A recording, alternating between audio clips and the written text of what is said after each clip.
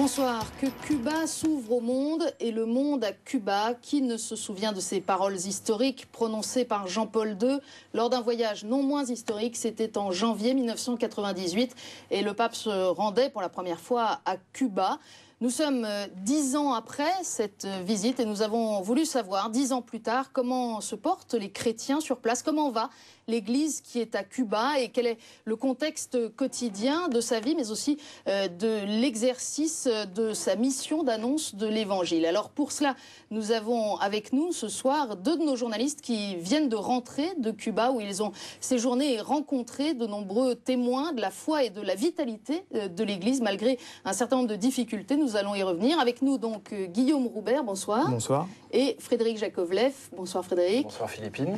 Et puis avec nous également Marc Fromager, bonsoir. Bonsoir Philippine. Vous êtes le directeur national de l'aide à l'Église en détresse. Alors pour ceux d'entre nos téléspectateurs qui ne le sauraient pas bien, qu'est-ce que l'aide à l'Église en détresse et quelle est sa mission ? Alors en fait, on a une mission qui est très claire, qui nous a été donnée par le Saint-Siège, qui est de venir en aide aux églises les plus souffrantes et les plus nécessiteuses. Et donc notre mission s'étend au monde entier. On aide l'Église dans plus de 145 pays dans le monde. Les pays que nous aidons le plus au monde aujourd'hui, ce sont le Brésil, l'Inde et l'Ukraine. Donc déjà 3 continents différents. Et Cuba figure dans les 10 premiers. Donc c'est un pays prioritaire pour nous. C'est plus de 1 million d'euros par an. Alors notre œuvre est centrée sur l'aide pastorale à l'Église, c'est-à-dire la mission propre de l'Église. On n'est pas une œuvre humanitaire, on est vraiment là pour soutenir les priorités de l'Église, qui sont donc la formation des séminaristes, des religieuses, des prêtres, tout ce qui est construction également, construction d'églises, de séminaires, tout ce qui est aussi moyens pastoraux, donc de locomotion, la présence de l'Église dans les médias, tout ce qui peut aider l'Église à faire son travail pastoral. Concrètement, ça veut dire que vous financez les projets des églises locales plutôt que vous n'envoyez des volontaires comme d'autres associations ? Tout à fait, oui, on n'envoie personne. En fait, on n'a pas de bureau sur place. On est présent dans 17 pays, essentiellement européens, pour une triple mission d'information, de prière et de partage. C'est-à-dire on informe sur ce que l'Église vit dans le monde, un peu comme ce soir sur ce plateau. On invite les gens à prier aussi pour l'Église en détresse, l'Église qui souffre. Dans certains pays, c'est la seule manière d'aider. Par exemple, en Arabie Saoudite, il n'y a pas d'église. On n'a pas le droit de célébrer la messe, même à l'ambassade de France, officiellement. Et donc, la seule manière d'aider les chrétiens, en Arabie Saoudite, il y a plus d'1 million de catholiques. La seule manière de les aider, en fait, c'est de s'informer sur ce qu'ils vivent et de prier pour eux. Et ensuite, bien sûr, on soutient plus de 8000 projets chaque année à travers le monde. À Cuba, c'est à peu près 70 à 80 projets chaque année qui sont soutenus pour aider l'Église dans ce pays. Alors, vous avez cité le Brésil, l'Inde. On va parler ce soir plus particulièrement de Cuba. Ça veut dire que quand on dit aide à l'Église en détresse, c'est pas nécessairement une Église victime d'un pouvoir politique. Il y a plusieurs formes de détresse. Tout à fait. En fait, pour nous, détresse, c'est deux choses un peu différentes. Soit effectivement une persécution. Alors après, il y a toute une échelle de valeurs. Ça peut être une discrimination administrative jusqu'à l'interdiction totale de la présence de l'Église, de son action dans un pays comme l'Arabie Saoudite. Ensuite, il y a une détresse matérielle simplement. Donc les pays où l'Église connaît une vitalité extraordinaire, mais où elle manque de moyens. Et c'est vraiment un peu le cas de l'Église en Amérique du Sud. Même le Brésil, on ne peut pas dire que l'Église y soit persécutée, mais l'Église manque cruellement de moyens humains et de moyens matériels. Et c'est là que nous intervenons, si vous voulez. Alors venons-en à Cuba où, on le sait, l'histoire récente a été agitée par de nombreux soubresauts depuis qu'en 1959, Fidel Castro, à la tête d'une troupe de guérilleros, a renversé la dictature militaire de Fulgencio Batista. Depuis lors, et malgré l'opposition des États-Unis qui avait tenté, on s'en souvient, l'invasion nettement ratée de la baie des Cochons en 1961, Cuba est resté pendant longtemps la tête de pont du régime du bloc communiste pendant la guerre froide, une tête de pont d'autant plus intéressante qu'elle se situe à quelques encablures de la Floride et c'est donc devenu aussi un grand fantasme de la politique extérieure américaine, les États-Unis ayant décrété dès 1963 un embargo économique touchant Cuba, embargo dont on sait que s'il est une arme internationale, il touche d'abord les populations. Et l'Église, d'ailleurs, s'est exprimée à de nombreuses reprises sur cet embargo qui peut avoir sur les populations à Cuba, mais aussi dans d'autres zones du monde, des effets tout à fait désastreux. La dictature militaire, de fait, la dictature communiste de Fidel Castro a continué de s'exercer depuis maintenant 48 ans, même si ces dernières semaines ont vu de nouveaux rebondissements. Vous savez qu'il y a 16 mois, Fidel Castro a été victime d'un grave accident de santé. On ne l'a pas beaucoup vu depuis, c'est le moins qu'on puisse dire, et il a temporairement, dit-on, passé les commandes à son frère Raúl Castro, sur lequel les avis sont très divergents. Les uns disent qu'il est encore beaucoup plus dur que Fidel Castro et qu'il est beaucoup plus difficile de s'entendre avec lui. Les autres disent que c'est un pragmatique et que devant le désastre économique manifeste du régime, il serait peut-être possible, si Raúl Castro venait à prendre définitivement les rênes du pouvoir, de voir le régime s'assouplir. On va en venir bien sûr aussi à la situation officielle de l'Église sur place, qui a connu plusieurs évolutions au cours des 48 dernières années. Mais avant cela, je vous propose, pour planter le décor, de voir ce reportage de Frédéric Jakovlev. Pour le touriste, Cuba, c'est d'abord la carte postale, le rhum, les cigares et surtout la salsa. La salsa qui donne au pays une sorte de légèreté, une joie de vivre incomparable. Comme si ici, rien ne comptait, sauf la fête.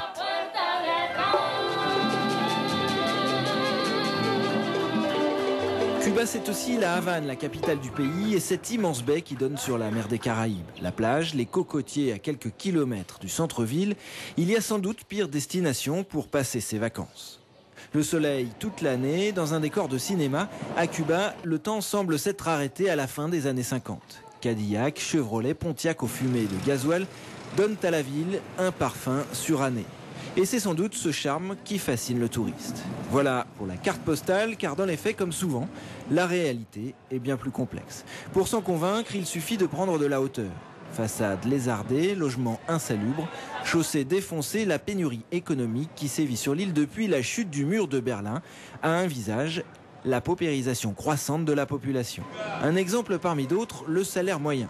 Il est d'environ 300 pesos, c'est-à-dire à peine 12 € par mois. Pour survivre, les Cubains se débrouillent. Dans les rues de La Havane, on trouve tout. Drogue, prostitution, marché noir. L'objectif pour la population, obtenir les précieux cucs, la monnaie locale convertible réservée aux touristes. Un cuc, c'est environ $1, soit 2 jours de salaire. Obtenir des cucs, c'est sortir du marasme. Il y a beaucoup de choses qui ne sont pas chères du tout. Par exemple, louer une maison, c'est à peine plus de 10% du budget familial. Et des choses comme l'électricité, le téléphone, tout cela est payé en pesos. Mais il y a beaucoup de choses qui ne peuvent être obtenues que grâce au cuc. Ceux qui ne peuvent payer qu'en pesos, spécialement les personnes âgées qui n'ont que leur retraite, pour eux, c'est très dur. Si vous n'avez pas quelques cucs, la vie peut être très difficile. 70% de la population aurait accès au cuc. Diaspora, travail au noir ou activité illicite, le cuc, c'est le nerf de la guerre, le précieux sésame qui permet aux Cubains de sortir la tête de l'eau. Sortir la tête de l'eau, mais pas s'enrichir, car l'île du leader Maximo pratique encore un communisme rigoureux. Cuba reste un des rares exemples de société sans classe sociale. Du médecin à la femme de ménage, le salaire varie à peine. Dans les rues de La Havane, pas de nantis, mais une pauvreté globalement partagée par tous. Une pauvreté, car à Cuba, c'est l'État qui fixe les salaires. L'État qui emploie et fait vivre près de 70% de la population active. Un seul employeur qui lutte contre la propriété privée, le profit et l'ambition. Nous n'avons pas de grande différence entre les pauvres et les riches. Il y a quelques personnes qui ont un meilleur niveau de vie, ceux qui peuvent vendre leur production. Par exemple, les artistes, les musiciens, ceux qui ont des choses à offrir aux touristes. Cela se débrouille. Les seules publicités que l'on rencontre dans les rues de Cuba concernent le régime. Affichage à la gloire du marxisme, officiellement, rien n'existe en dehors de l'idéologie socialiste. Officiellement, car là aussi, Cuba cultive le paradoxe. À La Havane, par exemple, l'église est omniprésente. Une présence historique, bien sûr, puisque l'île a d'abord été colonisée par les Espagnols, mais une présence toujours bien réelle, 60% de la population se déclarant catholique. Longtemps, l'Église catholique fut pourtant réduite au silence. Impossible alors d'afficher publiquement sa foi.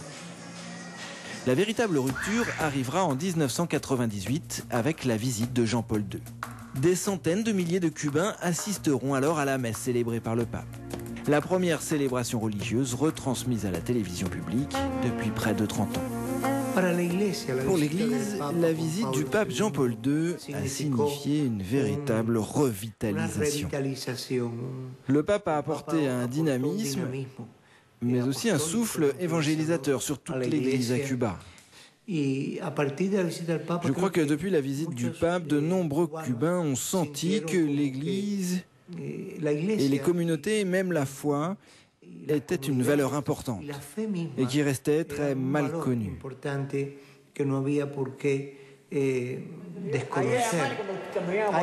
Cette visite va marquer un véritable tournant dans les relations entre l'Église et le régime communiste. L'Église devient alors la seule institution non officielle reconnue par l'État. La fête de Noël est de nouveau fériée. On assiste aussi à une faible mais certaine augmentation des vocations sacerdotales, de la pratique religieuse. Mais en parallèle, le régime castriste s'est aussi durci. Impossibilité d'accéder aux médias, d'ouvrir des écoles, peur de la répression. En 1998, la visite de Jean-Paul II avait suscité beaucoup d'espérance. Elle a laissé place aujourd'hui à une forme de désespoir. Alors on le voit, beaucoup de contrastes et de paradoxes. J'ai d'abord envie de vous demander, Guillaume et Frédéric, peut-être d'abord Guillaume, vous qui venez de partir en reportage plusieurs jours à Cuba et qui n'y étiez jamais allé auparavant, quelles ont été vos premières impressions? Alors moi je pense que c'est très bien dit dans le reportage en fait. La première chose c'est un petit peu le Cuba du touriste, donc la musique, toujours permanente. Moi, j'avais cette idée du film de Wim Wenders, Buena Vista Social Club, donc l'image des papis chantants, de Compay Segundo, Ibrahim Ferrer et tout ça. Et puis, en creusant petit à petit, au cours des 5 jours, on s'aperçoit qu'il y a vraiment deux Cuba, celui des touristes et celui des gens qui vivent ici. Donc ça, c'est ce qu'on a pu un petit peu expérimenter au cours de ces 5 jours. Bon, c'était renforcé par le fait qu'on résidait aussi dans le quartier plutôt historique et touristique, donc qui s'appelle Habana Vieja. Mais dès qu'on sort un petit peu, dès qu'on creuse un petit peu, notamment pour l'église dans les alentours, on s'aperçoit vraiment qu'il y a... La musique, ça cache la misère. Voilà. On pourrait résumer ça comme ça, en fait. Voilà. C'est votre sentiment, Frédéric? Oui, tout à fait. Mais ce qu'il y a en plus, c'est qu'à Cuba, très vite, au bout du deuxième jour, on sent un sentiment comme si le temps avait gelé, s'était arrêté à la fin des années 50. Et c'est renforcé, effectivement, par la salsa, qui est une musique un peu... qui a quelques années déjà. Les vieilles voitures américaines, on sent qu'à Cuba, tout s'est arrêté il y a une 50aine d'années, après la Révolution, et que les gens qui sont là n'ont aucune perspective d'évolution. Comme en France, il n'y a pas de possibilité de voir... C'est-à-dire non seulement ça s'est arrêté, mais on se dit que ça ne va plus jamais bouger. Voilà, c'est ça. Et que les gens ont acquis cette idée-là, et que du fait, on sent la musique comme une forme de palliatif. On s'amuse pour peut-être éviter de penser, ou je ne sais pas, je ne vais pas porter un jugement là-dessus, mais pour éviter de se dire on peut faire quelque chose de plus, augmenter son patrimoine, changer de travail, avoir un autre appartement, tout ça est impossible à Cuba, et on le ressent en fait. Et alors, est-ce qu'il y a des relations entre le Cubain ordinaire, qui a cette vie de Cubain que vous décrivez dans le reportage, Frédéric, et dont Guillaume nous parlait à l'instant, et puis les touristes, justement. Vous, c'est un peu particulier, puisque vous étiez en reportage, vous êtes allé à la rencontre des gens chez eux, là où ils sont, mais est-ce que vous avez été témoin du fait que ces deux mondes se rencontrent ou pas du tout?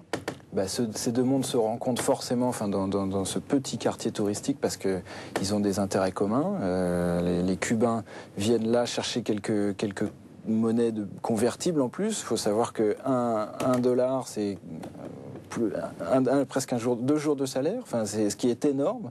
Donc ils viennent mendier là, vendre tout ce qui est possible, prostitution, des cigares, de la drogue, tout. Voilà, on a tout à Cuba, ce qui est vraiment paradoxal parce qu'en même temps les Cubains nous disent eux-mêmes qu'il n'y a rien dans les magasins et qu'on peut tout avoir. C'est un Cubain qui nous expliquait ça. Donc il y a des liens entre touristes et Cubains, mais c'est des liens d'intérêt et je pense que les touristes ne sont pas bien conscients de cette misère qui règne dans le pays. On peut presque parler d'un apartheid économique avec cette monnaie étrangère, cette monnaie pour étrangers et puis la vie normale des gens normaux. Oui, je crois tout à fait. Ouais. Il y a vraiment deux mondes, avec les restaurants qui ne sont réservés, les restaurants, puis tout ce qui est loisirs d'ailleurs n'est réservé qu'aux touristes. Ça semble très séduisant. Il y a de la musique partout, dans tous les bars. Et puis, c'est joli, c'est exotique. Voilà. Les plages à quelques kilomètres du centre-ville, et des plages magnifiques, et en même temps, cette misère. Marc Fromager, ça vous a frappé ? Oui, enfin, effectivement, il y a ce contact, comme on vient de le dire, entre les touristes et les Cubains, mais tout cela est extraordinairement surveillé. Il y a des policiers partout, même à la plage. Vous êtes sur le bord de la plage, vous avez des policiers autour qui sont armés, mais vraiment tout près de vous. Et en fait, si les Cubains qui ne sont pas au service, donc des touristes, passent par la plage, on leur demande leurs papiers. Et combien de fois, dans les rues de la vieille Havane, on a vu des Cubains se faire contrôler. Alors, pour le touriste, effectivement, l'avantage, c'est un sentiment de sécurité total. On est en sécurité. On peut se promener à 11h du soir, à minuit, dans des rues qui ne sont pas très éclairées. On ne risque rien. Enfin, en tout cas, c'est vraiment l'impression qu'on avait. Mais pour les Cubains, ça doit être un tout petit peu moins facile. Bon, on revient à la musique, c'est vrai qu'elle est partout. Dans les magasins, les gens chantent, les taxis chantent. Enfin, on a l'impression qu'il y a quelque chose de mélancolique dedans, mais le chant est une espèce de dérivatif, sans doute, à la situation qui est complètement stagnée. On nous a parlé du Jurassic Park. Donc c'est un Cubain qui nous a dit, si on veut décrire Cuba, c'est Jurassic Park. Et pour en revenir au paradoxe, vous avez dit que la situation était paradoxale. Effectivement, une autre personne nous a décrit la situation à Cuba sous cette forme-là. Donc il y a 6 paradoxes, si vous voulez. Officiellement, il n'y a pas de chômage, mais personne ne travaille. Alors, personne ne travaille, mais les objectifs de production sont toujours atteints, ce qui est merveilleux. Les objectifs sont atteints, mais il n'y a rien dans les magasins, ce qui est quand même surprenant. 4e paradoxe, il n'y a rien dans les magasins, mais on trouve de tout. Donc c'est vraiment le royaume de la débrouille. On trouve de tout, mais les gens se plaignent tout le temps. Et enfin, dernier paradoxe, les gens se plaignent tout le temps, mais tout le monde se retrouve place de la Révolution pour acclamer le leader Maximo. Donc ça résume assez bien la situation. C'est très paradoxal. À la fois, cette espèce de stagnation, on voit pas d'avenir. En même temps, c'est un système qui permet d'avoir un système éducatif qui est assez performant, un système de santé qui est assez performant. Donc il y a aussi des avantages, si vous voulez. On reviendra à la situation sociale, mais pour revenir sur l'une des manifestations du caractère quand même dictatorial du régime, on va parler un peu des médias. Il faut savoir qu'il n'y a pas de liberté de la presse du tout à Cuba, puisque la Constitution et la législation cubaine sur la presse prévoient que notamment tous les journalistes soient encartés dans le groupe des journalistes officiels, et on imagine bien que ça restreint considérablement leur marge de manœuvre. Alors cependant, petite situation particulière pour les catholiques, dont on a l'impression que c'est un peu l'arbre qui cache la forêt, c'est-à-dire que les publications diocésaines sont autorisées depuis quelques années. Cela dit, elles sont autorisées à hauteur de quelques 50 000 exemplaires pour 11 millions d'habitants. On voit bien que ce n'est pas encore tout à fait ça en matière de pluralité d'expression. Je propose de regarder ce sujet sur la situation des médias. Chaque dimanche, elles sont au rendez-vous. On les appelle les dames en blanc. Sur leur t-shirt, la photo de leur frère, leur fils ou leur mari emprisonnés dans les geôles cubaines pour avoir dit ou écrit un mot de trop. Chaque dimanche, elles se recueillent après la messe dans la chapelle Sainte-Rita, la patronne des causes perdues. Elles sont une cinquantaine de femmes, un petit groupe très soudé qui constitue la seule force d'opposition au régime castriste. Après la messe, elles défilent en silence pour obtenir la libération de leurs proches. On n'a pas d'autre choix. On doit faire tout ça parce qu'on sait que nos maris sont innocents. Et le gouvernement ne nous donne pas d'autre choix. Bien sûr, c'est dangereux, parfois très dangereux même. Mais on ne fait que ce que l'on doit faire. On est fort parce qu'on est unis. Voilà bientôt 4 ans que ces femmes défilent ainsi à la Havane.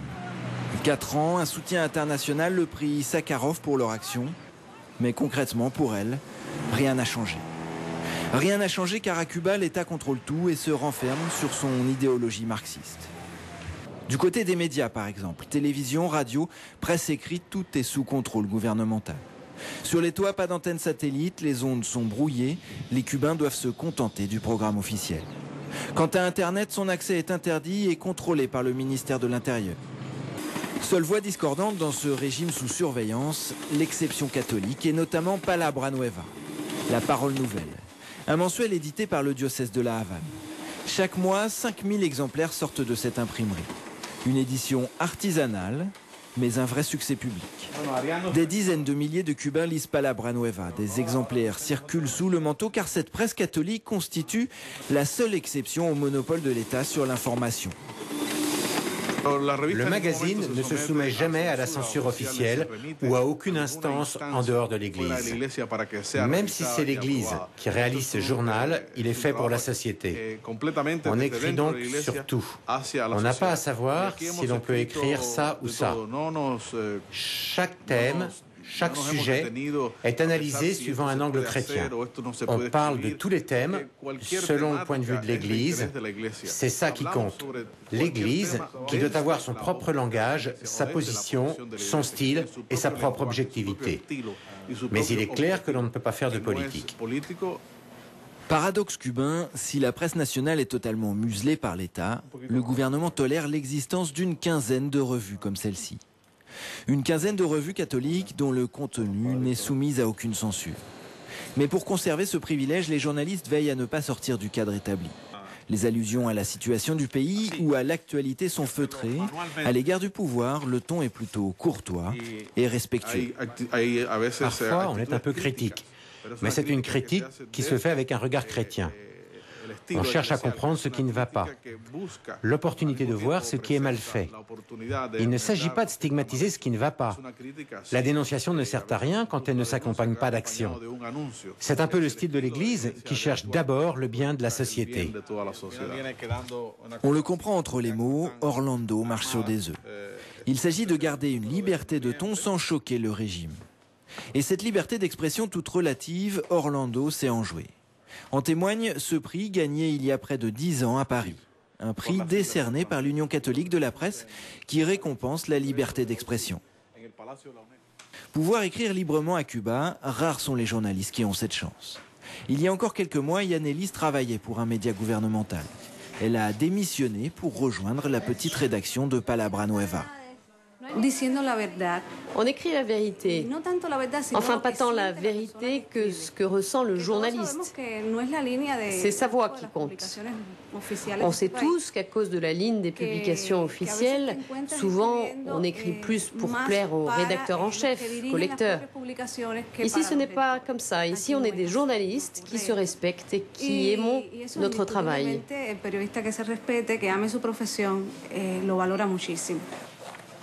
Des journalistes qui se respectent. Sur toute l'île de Cuba, ils doivent être moins de 20.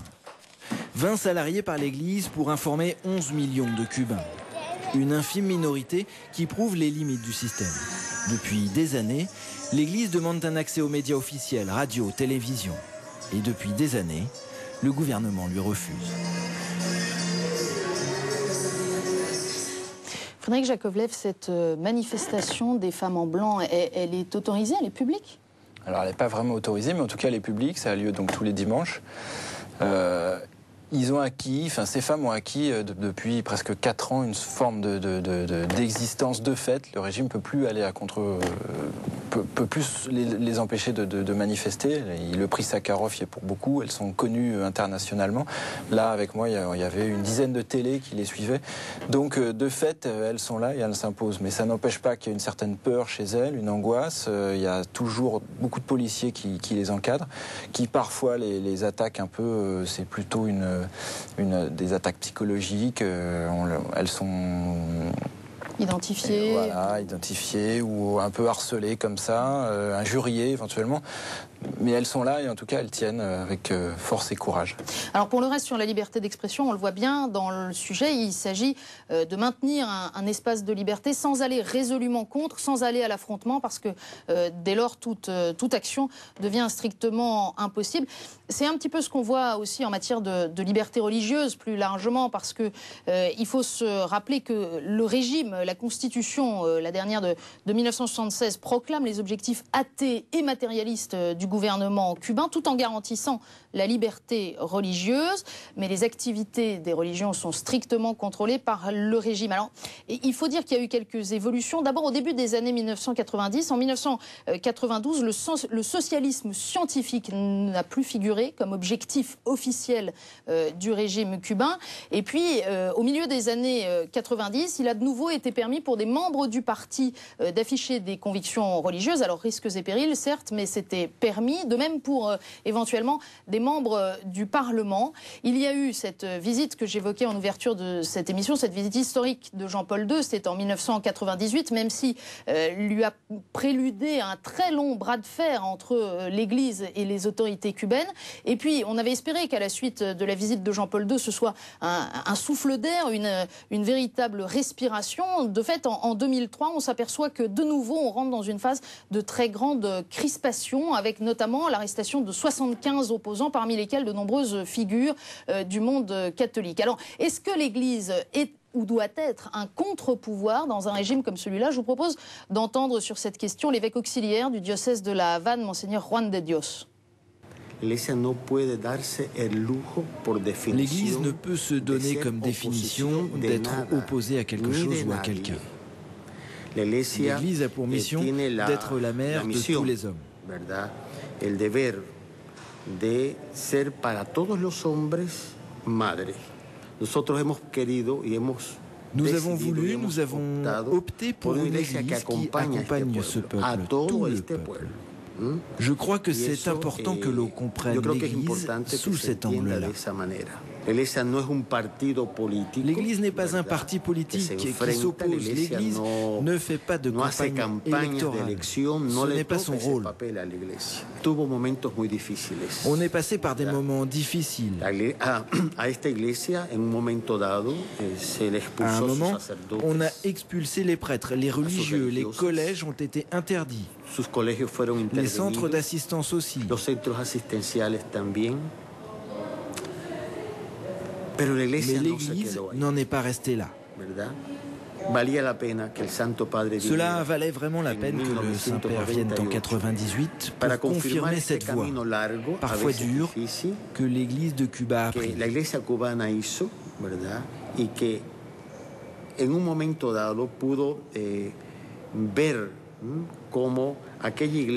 un moment donné, on puisse voir comment cette Église en difficulté, qui avait peu de fidèles, maintenant les avait.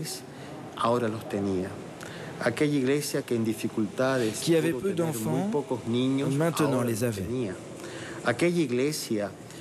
Qui avait peu de jeunes, maintenant les avait aussi.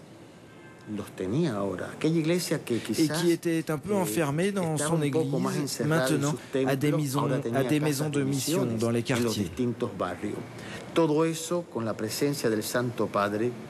Tout cela en présence du Saint-Père qui fut d'abord reçu par le peuple avec une grande joie.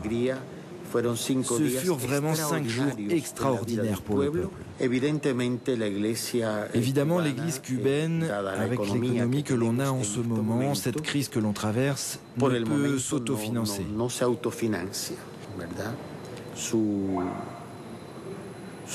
Ces œuvres que l'on a faites doivent être soutenues par les aides étrangères. Et je profite de votre présence ici pour remercier l'AED, l'aide à l'Église en détresse. Je pense que ces grandes organisations qui nous aident sont comme notre main gauche et notre main droite.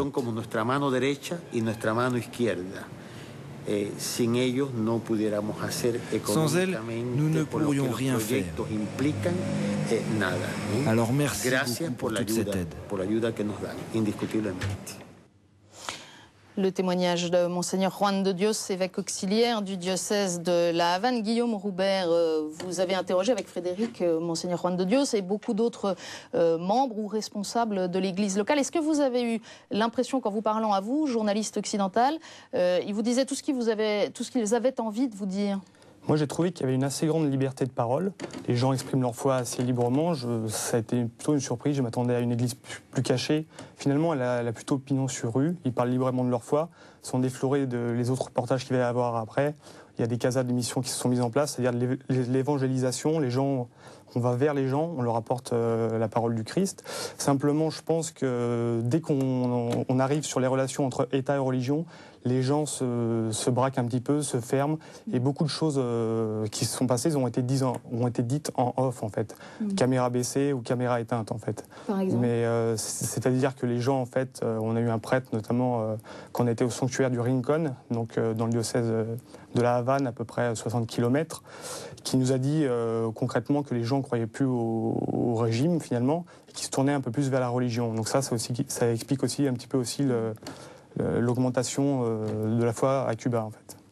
Alors, on voit bien en ce qui concerne les relations entre l'État cubain, le régime cubain et puis l'Église qu'il y a des grandes variations. On peut se souvenir que Monseigneur Ortega lui-même, qui est aujourd'hui cardinal archevêque de la Havane depuis des années, Monseigneur Ortega, jeune prêtre, a été envoyé 2 ans en camp de travail par le régime. Et puis, même dans l'histoire très récente, je le rappelais, il y a des hauts et des bas. En préparant cette émission, Marc Fromager, je regardais les derniers rapports de l'AED sur l'évolution de la situation à Cuba et on voit quoi? On voit en 2000, le titre c'est « Ombres et lumières ». En 2002, essor de l'Église malgré la répression. En 2003, fin de règne. Puis en 2004, retour en arrière. En 2006, on reprend avec promouvoir l'espérance et cette année, une vitalité renouvelée. C'est un peu chaud-froid permanent? Oui, c'est ce qu'on observe dans pas mal de pays en fait, et tout particulièrement à Cuba. Globalement et foncièrement, je pense qu'en tant que chrétien, et puis l'Église donc au premier plan, elle a l'espérance qui est chevillée au corps. Bon, le pape Benoît XVI vient de nous donner une encyclique sur ce thème. Donc elle espère toujours que les choses vont s'arranger, vont s'améliorer. L'évêque auxiliaire de la Havane qu'on vient de voir, là, Juan de Dios, Monseigneur Juan de Dios, le dit très bien. Dans le passé, l'Église a souffert, a beaucoup souffert. Aujourd'hui, il regarde vers l'avenir. Et c'est ça qui compte. Bon, après, l'Église, ce n'est pas la seule institution dans le pays. En fait, l'Église vit un peu ce que le pays vit. Hein. Et donc, bon, c'est un État totalitaire. Et qui dit totalitaire dit que le régime veut la totalité de la personne. Et donc, l'Église apparaît foncièrement comme une concurrence dès le départ. Donc, les relations ne seront jamais faciles ni saines. Mais il faut quand même observer qu'il y a un progrès. Le voyage du pape, tout le monde nous l'a dit, ça, le voyage du pape, il y a 10 ans. Donc, il y a quand même un avant et un après. Ça a permis une nette amélioration des relations. Peut-être une plus grande visibilité internationale de l'Église cubaine aussi. Aussi, c'est vrai. Et à ce propos, juste pour les médias, c'est le sujet précédent, je veux revenir sur une chose. Effectivement, Internet est vraiment restreint. Les téléphones portables également. Personne n'a de téléphone portable. En fait, c'est interdit pour les Cubains d'avoir un téléphone portable. Même le cardinal Ortega, archevêque de la Havane, a un portable, mais au nom d'une religieuse missionnaire espagnole, une étrangère. Donc ça donne un petit peu quand même l'idée d'une surveillance assez forte sur tout ce qui est communication. On a même du mal à comprendre que ce soit possible aujourd'hui avec les moyens de télécommunication modernes. Ça paraît difficile d'interdire l'accès à Internet, Frédéric Jacovev. Je vous demandais tout à l'heure, avant le démarrage de cette émission, mais aujourd'hui, justement, avec le satellite, par exemple, il n'y a pas de frontières qui tiennent, il n'y a pas de censure qui tiennent. Mais il n'y a pas de satellite en fait à Cuba. Il n'y a pas de parabole. Il n'y a pas de parabole, il n'y a que des antennes à râteau comme telles qu'on peut connaître en France. Donc il n'y a pas de satellite. Internet, il n'y a pas d'accès à Internet. Le diocèse, l'archevêché de Cuba a trois postes avec accès à Internet, mais ils les ont depuis quelques mois. Mais il y a des cybercafés à la Havane. Et il y a quelques cybercafés très très rares, mais qui en fait pour accéder, en gros c'est 6 cucs, donc $6 en gros la demi-heure, ce qui est énorme, c'est 15 jours de salaire, un demi-mois de salaire. Donc les Cubains n'y vont pas. Et puis en plus, à l'entrée du cybercafé, il y a un officier de sécurité qui règle les entrées. Donc tout le monde ne peut pas y aller. On vous a interrompu. Oui, non, effectivement, c'est réservé aux étrangers, de toute façon. C'est pour les touristes. Non, juste pour montrer, effectivement, on parlait du chaud et froid. Il y a quand même un progrès. C'est des petits détails. Mais donc, Frédéric vient de le dire, le diocèse de la Havane a accès depuis peu à un site internet et il est prévu l'année prochaine que les 8 diocèses cubains auront accès à Internet. Donc c'est vraiment des petits pas, mais encore une fois on est dans l'espérance et c'est quelque chose qui est convenu déjà. Donc rien ne se faisait jusqu'à maintenant et petit à petit les choses vont de mieux en mieux. Alors, on a entendu le vibrant hommage que Monseigneur Juan de Dios rendait à l'action de l'AED. Je le dis, mais sans rire, parce qu'il a bien expliqué, on y reviendra d'ailleurs tout à l'heure, combien c'est essentiel pour cette Église d'être soutenue de l'extérieur, sinon elle n'a aucune chance. Ah ben, elle ne peut rien faire. Hein. Si vous voulez, on a parlé en début d'émission du revenu moyen des Cubains. Même s'ils sont très très généreux, c'est pas ça qui va permettre à l'Église de bien former ses séminaristes ou d'imprimer la revue que l'on vient de voir. Si elle n'est pas financée de l'extérieur, elle ne peut strictement rien faire. Un autre évêque à Cuba a dit que sans l'aide à l'Église en détresse, alors c'est un peu délicat pour moi de dire ça, mais l'Église à Cuba serait muette, aveugle et ne pourrait pratiquement pas marcher. Donc c'est aussi un hommage. Bon, on n'est pas les seuls à aider, mais c'est vrai qu'il n'y a pas beaucoup d'œuvres qui aident l'Église à Cuba. Alors, on l'a dit au début de l'émission, vous aidez les églises dans leur mission propre, dans leurs activités, dans leur apostolat. On va en venir maintenant justement à cet apostolat sur le terrain de l'église. Et d'abord, on va quitter La Havane pour un milieu plus rural avec le témoignage du père Gabriel. La paroisse d'Alquizar est située dans une zone agricole à la campagne.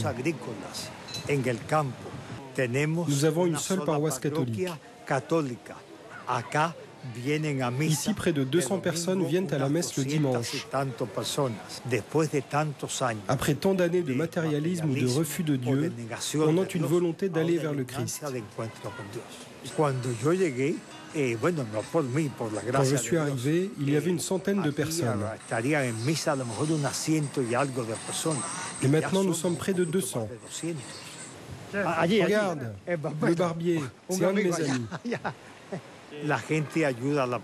Les gens aident beaucoup la paroisse. Grâce à Dieu, ils sont très généreux. Pour une messe dominicale, on peut récolter jusqu'à 200 pesos cubanos. On a toujours besoin d'argent pour arranger le toit, il y a quelques infiltrations.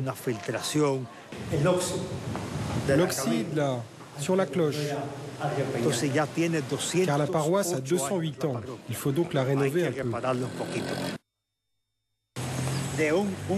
Ça vient d'un cadre de vélo. Qu'est-ce que ça fait là? Un prêtre à Cuba doit s'occuper un peu de tout. Bon, je suis toujours à l'église pour mener la vie sacramentelle, mais il y a aussi la mission. Je visite les malades à vélo, car je ne peux utiliser la voiture tous les jours. Je n'ai pas assez d'essence. Je visite donc les malades à vélo presque 4 fois par semaine. Je consacre une demi-journée à ce travail.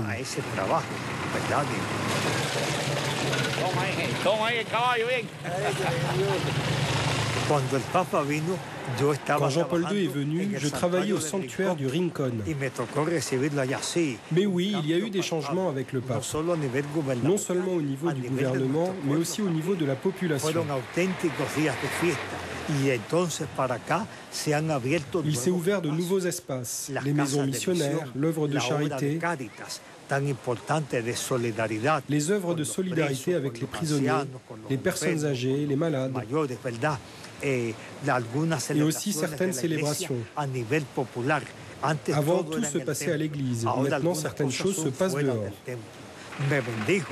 Il m'a béni et m'a dit « Sois fort, Padre ». De telles paroles, c'était vraiment un homme particulier. 10 ans après, on mesure l'effet encore de cette visite de Jean-Paul II à Cuba en janvier 1998. Le padre Gabriel disait à l'instant, il y a quand même des choses qui ont changé. La manière aussi pour l'Église d'être visible sur le terrain, dans le quotidien des Cubains, c'est de s'engager dans des actions sociales, Guillaume. Tout à fait. L'Église, en fait, utilise un petit peu ce terreau difficile comme une porte d'entrée. Et je crois que le gouvernement s'est aperçu qu'il ne pouvait pas gérer tout seul et qu'il a besoin de l'appui de l'Église. Donc ça passe par des actions sociales sur des maisons de retraités, tout ce type d'actions. Puis c'est aussi les bénévoles de la Caritas qui représentent une organisation et beaucoup de bénévoles. Et je crois qu'ils complètent vraiment l'action de l'État. C'est une présence d'Église que le régime admet. Voilà, c'est toléré du moment que ça reste neutre et qu'ils ne prennent pas position par rapport au régime. Pas de question politique. Je vous propose justement de voir tout de suite ce reportage sur la Casa des Anciens. À la maison de retraite La Milagrosa, tout le monde connaît Adolfo Suárez et sa fidèle casquette rouge. Cela fait maintenant 3 ans que cet ancien journaliste vient dans cette maison de jour pour personnes âgées, située dans le quartier Santo Suárez, au sud de La Havane. Un établissement dépendant de la paroisse Notre-Dame de la Médaille Miraculeuse, tenue par les religieux de Saint-Vincent de Paul. Adolfo vient ici par nécessité, car chaque mois, l'État lui verse 150 pesos cubanos, l'équivalent de 5 €. Une pension minimum largement insuffisante pour le faire vivre, lui et son fils. Nous, les personnes âgées, nous avons accès aux maisons de retraite de l'État. Mais pas tous, car il n'y a pas assez de place. Les gens se débrouillent autrement, avec leur famille. Moi, je suis seul avec un fils malade. J'ai 71 ans. Je ne sais pas cuisiner. Mon fils ne sait pas cuisiner. La maison est en mauvais état. Et avec la pension que je touche, je ne peux pas manger 2 ou 3 fois par jour. Car à côté de Compa et Segundo et des papis chanteurs du film Buena Vista Social Club, il existe un autre visage de la vieillesse. Des personnes seules, démunies et sans aide extérieure. À Cuba, les plus de 64 ans représentent près de 11% de la population et l'État ne peut pas tous les prendre en charge. Un vide dans lequel s'est engouffré depuis 1994 l'œuvre de charité du père Lusareta. Car si la Milagrosa s'appuie sur la Caritas locale, le projet est avant tout porté par ce père lazariste espagnol de 70 ans. Et si aujourd'hui cette maison de retraite privée accueille 194 pensionnaires, c'est grâce à l'audace de cette figure de l'église locale. Nous avons eu de grosses difficultés au début pour acheter les aliments. Où on laissait tomber, où on trouvait un moyen d'avoir un permis. Je me suis décidé finalement à écrire au commandant Fidel Castro. Je pensais qu'il allait m'écouter, j'avais confiance. Et les résultats, c'est qu'ils ont donné leur autorisation. Approbation et soutien gouvernemental. Un cas unique et inédit dans le pays. Car le régime, par idéologie ou pour maintenir son monopole, a parfois interdit le travail social de certaines églises. Certaines personnes du parti y étaient très opposées.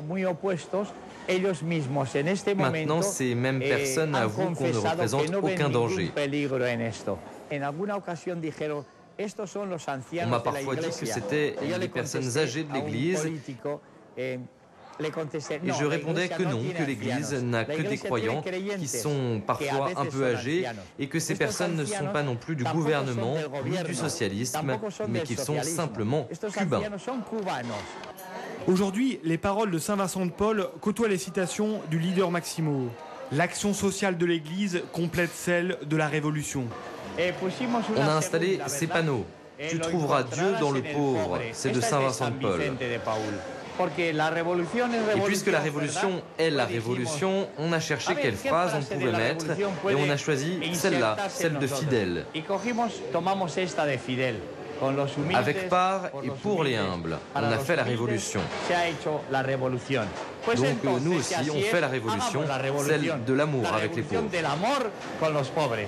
Conséquence directe de l'approbation gouvernementale des facilités pour l'acquisition de nourriture et le financement de la maison de retraite à hauteur de 40% depuis 2001. Le reste provient de donations privées, principalement d'Espagne où le père a son réseau. Des ressources qui permettent aux pensionnaires de bénéficier en toute gratuité d'un large éventail de services qu'ils n'auraient pas eu ailleurs. Physiothérapie, soins médicaux et même coiffeur, Mathilde, la responsable de Caritas, nous fait la visite. Ici, on lave les vêtements de la plupart des personnes âgées.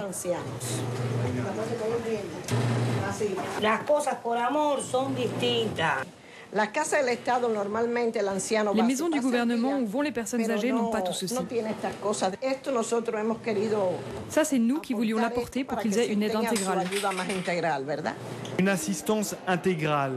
Les pensionnaires vont et viennent à loisir, encadrés par les horaires fixes de la messe à 8h et du déjeuner à 14h30. Mais c'est surtout de l'amour, de la tendresse et de la convivialité qu'ils viennent chercher ici. C'est pour être plus jeune.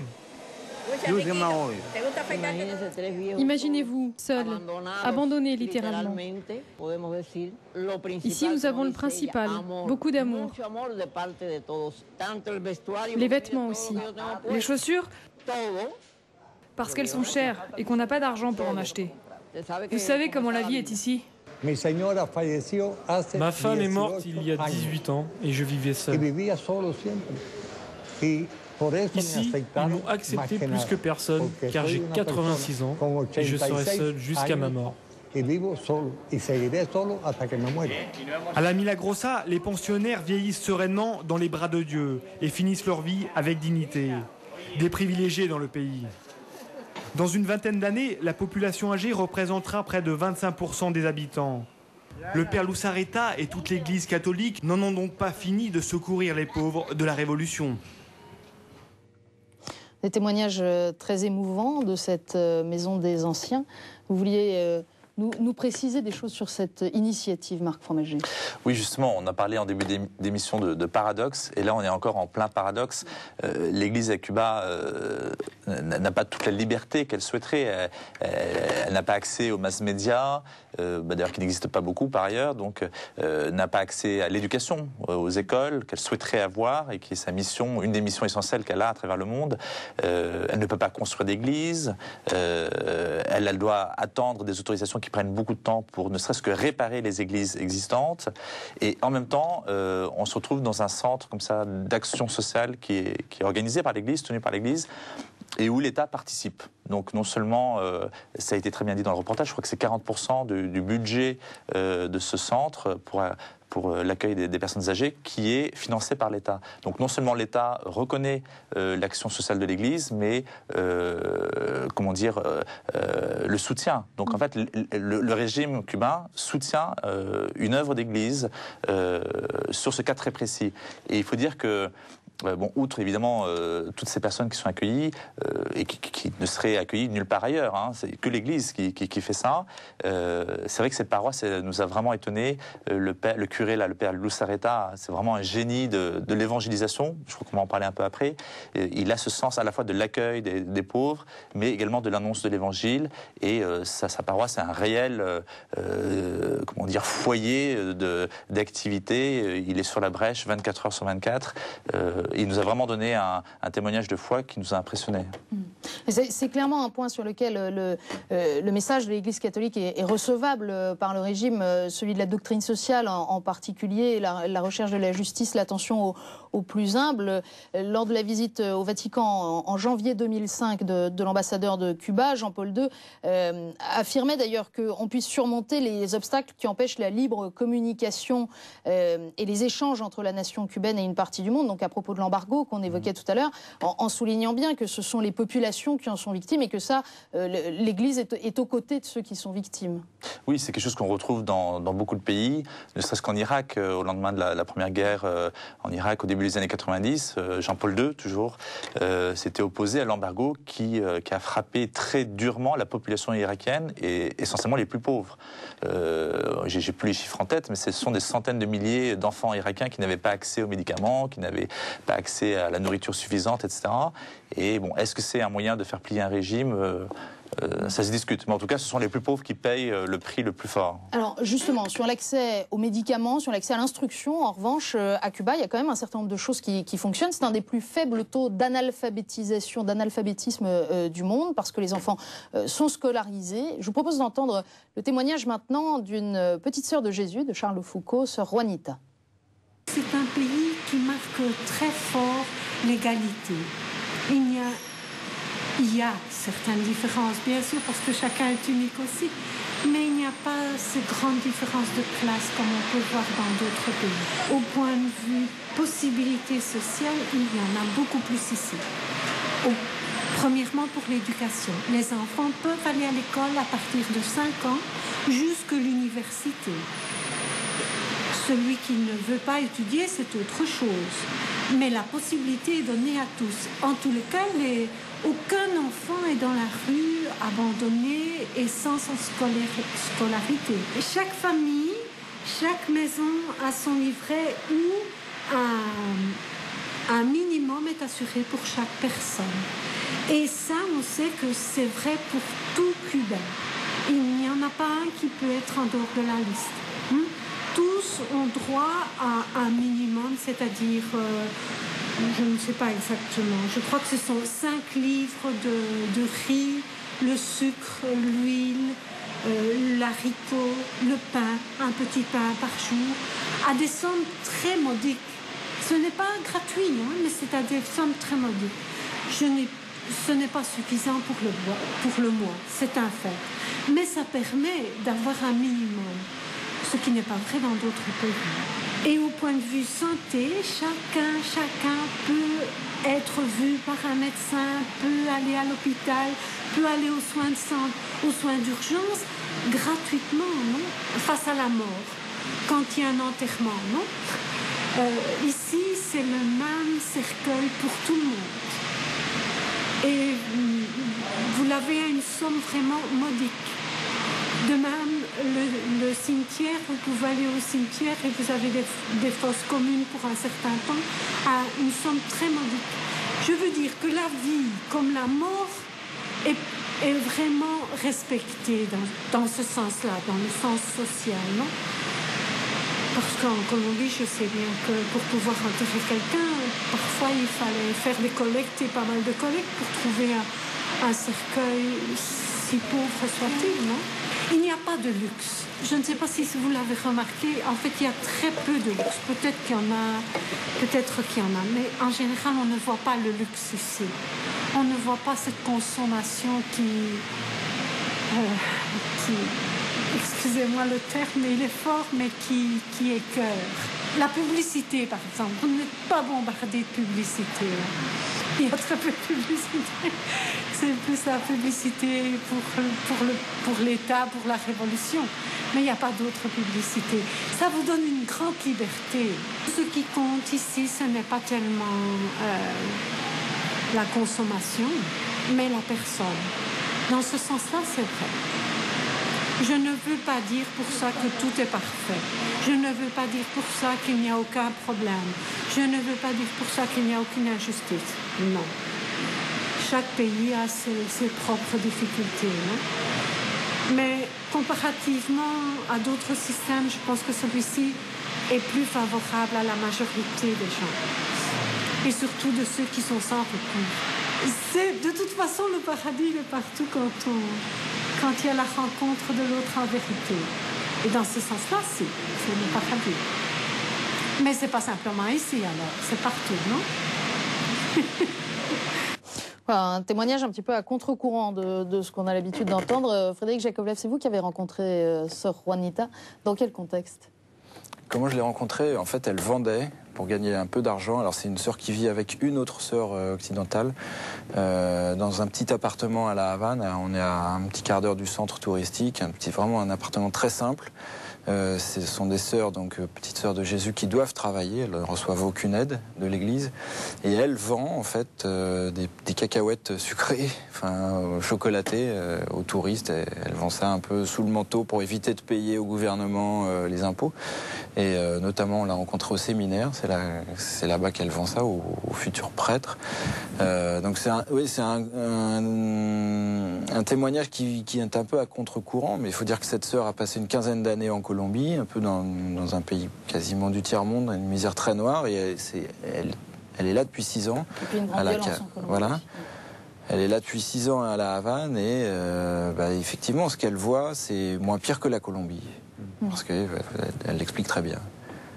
Alors, la question de la mission, on en parlait tout à l'heure. Certes, on voit bien que sur le domaine social, l'action de l'Église, même si elle est visible, elle est acceptée. L'annonce de l'Évangile, c'est un peu plus compliqué, non, Marc Fromageau? Oui, non, disons qu'elle a... L'Église, encore une fois, n'a pas accès à des moyens de communication modernes, comme une télévision catholique aussi performante que KTO, ou des publications ou une radio. Elle n'a pas de radio. Tout ça. Est-ce qu'elle peut distribuer des Bibles dans la rue Dans la rue, peut-être pas. En fait, tout se fait en interne dans les paroisses, même si, en fait, elle sort quand même assez facilement des paroisses, puisqu'il y a ces fameuses casas misiones, ces missions de maison dont on a parlé, où les gens se retrouvent pour prier devant leur maison, donc vraiment au bord de la rue. Et parfois, il y a un prêtre qui vient célébrer la messe, donc on a assisté à des messes vraiment sur la rue. Donc les gens, les passants passent, l'Église ne se cache pas. Alors, c'est la forme la plus vivante aujourd'hui des unités d'église, si on peut appeler ça comme ça, que ces maisons de mission. Je propose tout de suite de comprendre en images de quoi il s'agit. Une fois par semaine, Barbara et Christiana se retrouvent. Elles ont rendez-vous dans une de ces maisons de La Havane.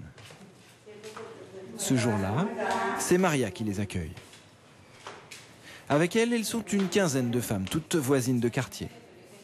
Au premier abord, cela pourrait ressembler à une réunion Tupperware. Sauf qu'ici, tout commence par la prière. On appelle cela les maisons missionnaires, une des initiatives les plus originales de l'Église cubaine. Le principe est simple, promouvoir la foi dans un pays où l'enseignement religieux est souvent proscrit. Cela fait 3 ans et demi que nous avons commencé ces groupes de prière. On a de bonnes relations, on fait un beau groupe, on partage nos problèmes, on essaye de s'entraider. Parfois on fête les anniversaires ensemble. On fait beaucoup de choses et c'est ça qui nous unit. Se réunir entre chrétiens pour parler, prier ensemble, pour un Français, rien de très original. Mais la réalité cubaine est bien différente. Pour les fidèles, aller à l'église a longtemps été suspect. Ils ont donc développé une pratique religieuse clandestine. La première maison missionnaire a vu le jour il y a une vingtaine d'années. Aujourd'hui, les fidèles peuvent pratiquer librement leur foi sans crainte de représailles. Mais les Cubains ont perdu l'habitude d'aller à l'église. Autre lieu, autre jour. Ce soir-là, c'est le père Oscar qui se déplace. Direction une nouvelle maison missionnaire. À La Havane, il y en a plus de 400. On revient à l'esprit des premiers chrétiens, l'Église primitive. Il y a un peu cette idée quand on va célébrer chez l'habitant. On essaie de faire vivre aux gens la réalité de l'Eucharistie, mais chez eux. Un accueil en fanfare pour le père Oscar. Padre Oscar, y viene el Señor. ¿Cómo se siente? Bien, bien, bien, bien. Ya está bien, ya. Padre, ¿cómo estás? Ce soir-là, une trentaine de personnes vont assister à la messe du père Oscar. Une messe célébrée en plein air chez l'habitant. C'est donc dans la chambre familiale que le père Oscar enfile son aube. C'est normal de s'habiller comme d'habitude, comme à l'église, en habit de sacerdoce. Aujourd'hui, c'est une messe, demain peut-être un baptême ou un mariage que célébrera le père Oscar. Une église hors les murs qui témoigne d'un renouveau, un printemps de la foi à Cuba, malgré la répression de plus en plus sévère à l'égard des catholiques. Par rapport à la peur, le danger, notre présence ici est notre meilleur témoignage. Mais de toute façon, nous n'avons pas peur, parce qu'il n'y a pas d'interdiction. On ne fait rien qui va contre la Constitution. On a le droit de manifester sa foi et aussi de pratiquer. Les maisons missionnaires, c'est d'abord une démarche d'évangélisation dans un pays où la foi a souvent disparu depuis longtemps. Pour préparer ces soirées, Judith et Elba vont donc faire du porte-à-porte. L'objectif, faire connaître la parole du Christ, encourager les Cubains à retourner à l'église. 3:30, de 3 a 3:30 en casa de Oneida. Oíste, que es a leer el Evangelio, bueno, vivir en armonía y paz, la palabra de Cristo. Disculpa, buenas tardes. Buenas tardes. Nosotros somos de la parroquia La Milagrosa, que varias veces hemos pasado invitándole y siempre pues anunciamos, aparte que estamos en Navidad y felicitamos a todos. Antes era más difícil. Il y a encore quelques années, c'était difficile. Les gens ne nous écoutaient pas. Ils n'avaient pas de curiosité pour l'évangile. Quand on leur proposait de venir aux maisons missionnaires, ils disaient ouais, mais une autre fois, là j'ai pas le temps. Maintenant, ils nous écoutent, ils nous rendent grâce pour tout ce que l'on fait.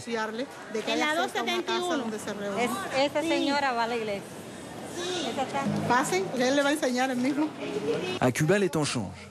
Lentement mais sûrement, l'Église effectue un retour dans les foyers. En témoignent ces enfants qui insistent pour nous montrer la crèche sous leur sapin de Noël. Il y a encore quelques années, on ne fêtait pas la naissance du Christ à Cuba. C'est là tout l'enjeu de cette église, marquée par 50 ans de communisme. Des fidèles en demande qui ressortent les objets de dévotion, mais totalement inculturés à toute pratique religieuse. Les maisons missionnaires sont donc là pour les catéchiser. Changement de quartier, ce soir-là, c'est Emilio qui reçoit. Messe, temps de prière, les fidèles présents lors de ces soirées viennent d'abord chercher à connaître l'Évangile, à le redécouvrir. On assiste donc à une forme de catéchèse pour adultes. Écoutez un peu cette histoire. Un prêtre me disait qu'il y a quelques années, il rencontrait deux enfants dans la rue. Devant le crucifix, l'un d'eux demandait à l'autre « Qui a mis cette personne sur la croix ?» Et l'autre lui a répondu « Cela doit être les Indiens. » Cela en dit long sur le niveau d'évangélisation à Cuba. Beaucoup ne connaissent rien.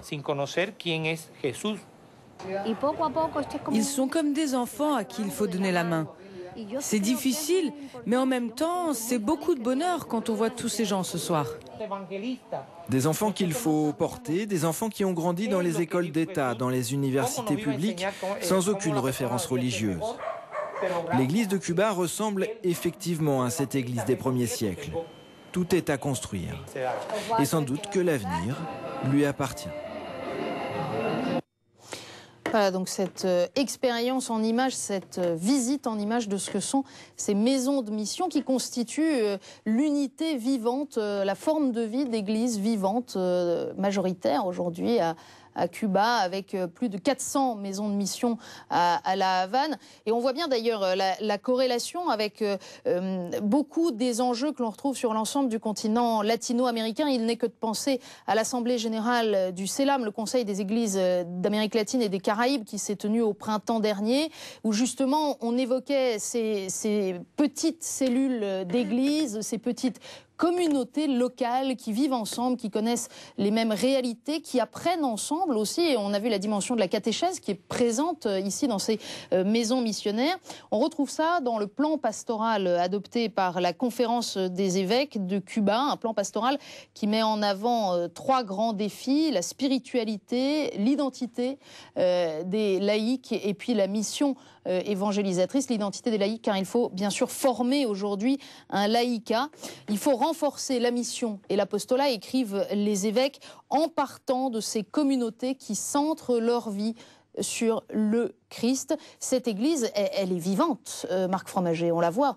Oui, tout à fait. Et puis ces maisons missionnaires répondent exactement à ce que vous venez de dire, ce rôle des laïcs qui doivent prendre en charge leur foi, la catéchèse, la transmission de la foi. Et donc on a vu un prêtre là venir célébrer la messe. Il manque de prêtres, hein. C'est un peu le problème de toute l'Amérique latine. Mais même quand le prêtre vient, en fait l'église n'est pas très loin. Et donc il pourrait faire cette réunion à l'église, mais il préfère rester chez eux dans cette maison de mission. Parce que c'est là qu'ils vivent en communauté, c'est là qu'ils partagent. C'est là qu'ils ont l'habitude de se retrouver, c'est l'église domestique, ce qui ne les empêche pas bien sûr d'aller à la messe le dimanche à la paroisse. Il n'y a pas d'antagonisme, c'est une complémentarité et qui est très impressionnante. Mais donc vous avez cité effectivement 400 maisons de mission juste pour le diocèse de La Havane, mais il y a d'autres chiffres qui sont assez éloquents également. Il y a plus de 1200 baptêmes d'adultes chaque année pour le diocèse de La Havane. Et en général, ce sont des personnes assez jeunes, enfin qui ont moins de 30 ans. C'est pas forcément des enfants, mais c'est toute une génération qui n'a pas été élevée dans la foi et qui cherche un sens à sa vie. On nous a vraiment parlé de ça. Il y a un regain d'intérêt pour chercher un sens à la vie et donc une curiosité spirituelle et un attrait pour le catholicisme qui est indéniable. On peut aussi dire simplement qu'il y a plus de 300 personnes également à La Havane qui étudient, donc des laïcs, 300 laïcs, qui étudient la philosophie et la théologie. C'est un enjeu, la formation des laïcs, parce que ce sont des générations, si vous parlez des trentenaires ou des quadras, qui n'ont pas reçu de formation chrétienne dans leur petite enfance. Exactement. Il y a une espèce de gap, on pourrait dire ça. Enfin, on retrouve un peu les mêmes choses en France, pas pour les mêmes raisons, mais les personnes âgées et les jeunes ont une certaine pratique, et il manque une génération au milieu. Et c'est là que l'Église essaye de faire son travail d'évangélisation en priorité. Quel sentiment vous a le plus marqué, vous, Frédéric, dans cette maison de mission qu'on vient de voir? Mais ce qui m'a frappé, moi, c'est déjà, je pense qu'il y a beaucoup plus de femmes que d'hommes. Et puis, c'est la moyenne d'âge, c'est des gens qui sont relativement âgés, qui ont plus de 50 ans, et qui finalement ont encore quelques restes de... Il y a le souvenir d'avant, où voilà, il y a la transmission au moins de la génération qui avait connu avant. Voilà, tout ça, exactement, d'avant la Révolution, qui ont été un peu catéchisés, jeunes ou alors moins jeunes, mais qui sont en demande parce qu'ils ont le souvenir de quelques traces d'évangélisation de leur enfance. Et ça touche pas du tout les jeunes. Alors j'ai posé la question à ceux qui organisent ça pour le diocèse de La Havane. Ils me disent qu'en fait les jeunes ne sont pas encore prêts à une approche aussi, on va dire, difficile, de la foi. Ils cherchent quelque chose de beaucoup intense, plus intense, ou rigoureuse, ou intellectuelle. Et ils cherchent. Les jeunes sont en demande d'une approche plus ludique, donc ils leur proposent autre chose. Alors, parmi ceux qu'ils leur proposent, un nouveau reportage que nous proposons maintenant, c'est celui de cette expérience des Salésiens. À la porte de son église, en plein cœur de la Havane, le père Julio récupère les élèves à la sortie de l'école. Cela fait maintenant 4 ans que ce père salésien s'occupe de ce centre pour jeunes. À la suite de Don Bosco, le père Julio, aidé de 3 autres prêtres, oriente son action pastorale vers l'éducation des enfants du quartier. Chaque jour, dans sa paroisse Maria Auxiliadora, il accueille jusqu'à 120 enfants et près de 70 adolescents. C'est une mission de les aider, de leur donner un espace où ils se sentent bien. Et pour certains, les éloigner des dangers, de la corruption et de la délinquance. Certains n'ont pas de famille qui peuvent les accompagner ou les encadrer. Il s'agit de leur transmettre des valeurs humaines. On transmet bien sûr des valeurs religieuses, mais ici on n'oblige personne à être chrétien. On veut simplement qu'ils deviennent des gens bien. Et s'ils le désirent, s'ils rencontrent la foi, qu'ils soient de bons chrétiens. Sortir les jeunes de la rue, mais aussi les familiariser avec la figure du prêtre et du Christ. Un enjeu pour l'Église cubaine. L'Église réinvestit progressivement la société par le biais de son œuvre sociale. Sport, basket, danse et goûter attirent une jeunesse qui ne trouve un espace de loisirs et de relative liberté que dans l'enceinte paroissiale. Une manière de recruter les enfants, mais aussi leurs parents, souvent plongés dans l'ignorance de la foi. Sur les 120 enfants, 70 à 80 participent à la catéchèse du samedi, le jour réservé à ceux qui veulent vraiment devenir chrétiens, comme dit le père Julio. Je viens ici pour me faire des amis, et après aller à la messe, écouter l'évangile. Pareil que mon ami, croire en Dieu et aller à la messe. Et j'invite tous les jeunes qui veulent venir, qu'ils viennent. Enseignement marxiste la journée et éducation religieuse le soir, le centre n'a pourtant pas d'existence officielle. Mais l'État tolère son action dans un champ social dont il admet avoir besoin de l'Église depuis les années 90. Derrière le sport ou le goûter, la religion n'est donc jamais bien loin. Et c'est par une leçon morale et une prière que se termine le tournoi de basket.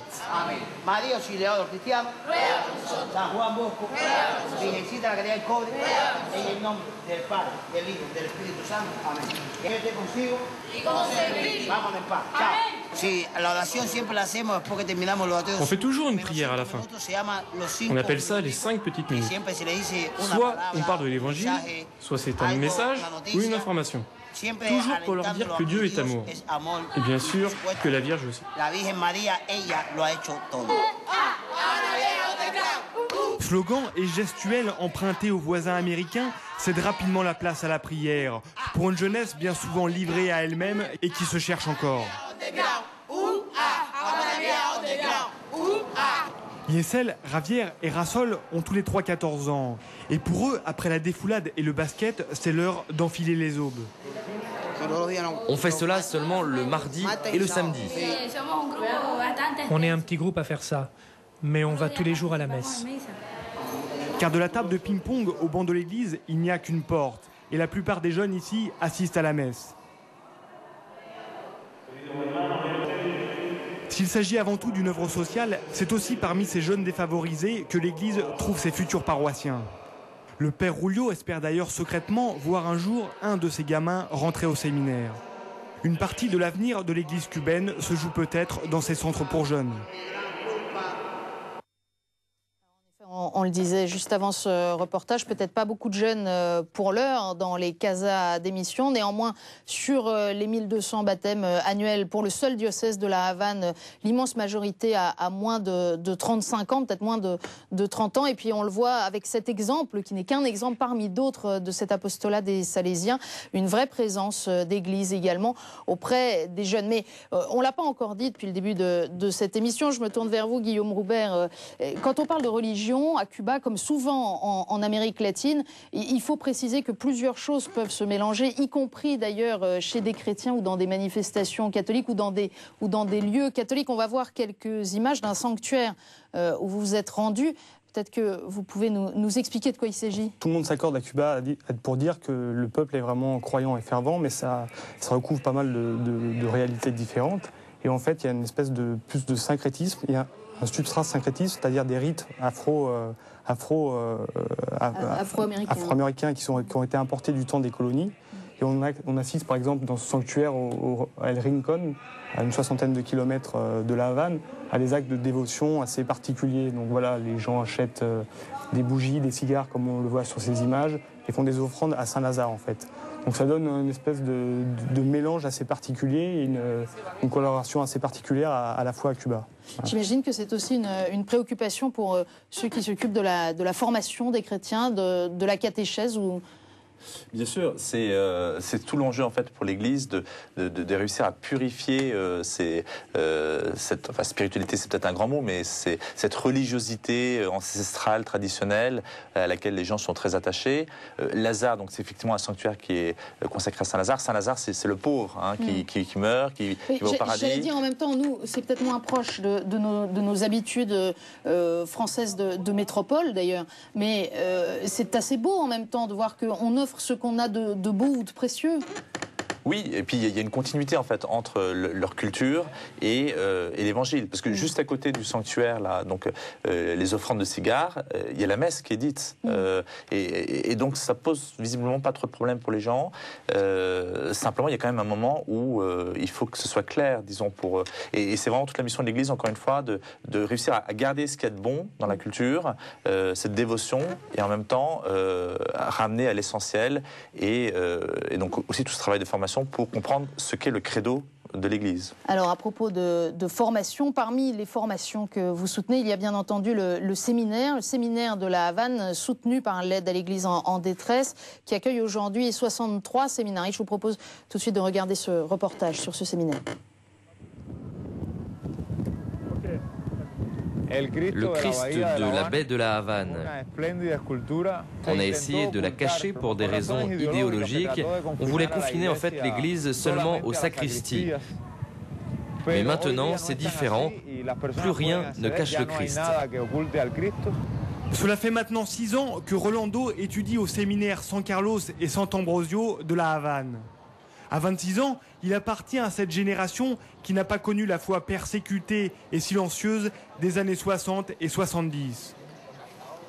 En 3e année de théologie, il est venu de Camagüey, à 600 km d'ici, pour terminer son cursus et devenir prêtre. Ma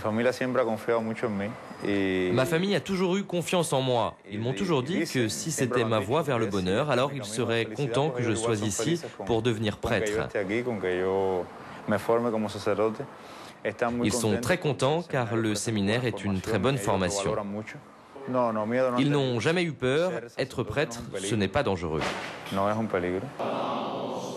Rolando fait partie de ces enfants de Jean-Paul II qui, depuis la visite du souverain pontife en 1998, n'ont plus peur d'ouvrir leur cœur au Christ.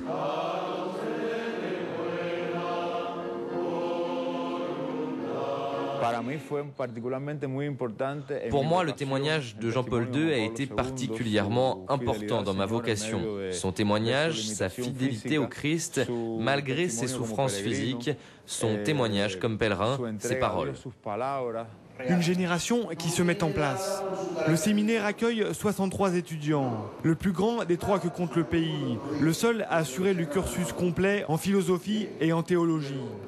Comme Rolando, la plupart des séminaristes ont découvert de manière assez précoce leur vocation, notamment grâce au travail de la pastorale des jeunes. La majorité des étudiants sont arrivés à la fois à l'adolescence ou dans leur jeunesse. La plus grande partie ne vient pas de familles de tradition chrétienne. Le nombre de vocations est faible pour les besoins du pays. Le nombre des vocations est stable. Il se maintient aux alentours de 60 à 65 étudiants par an. Si le nombre de séminaristes se maintient, Cuba manque encore cruellement de prêtres.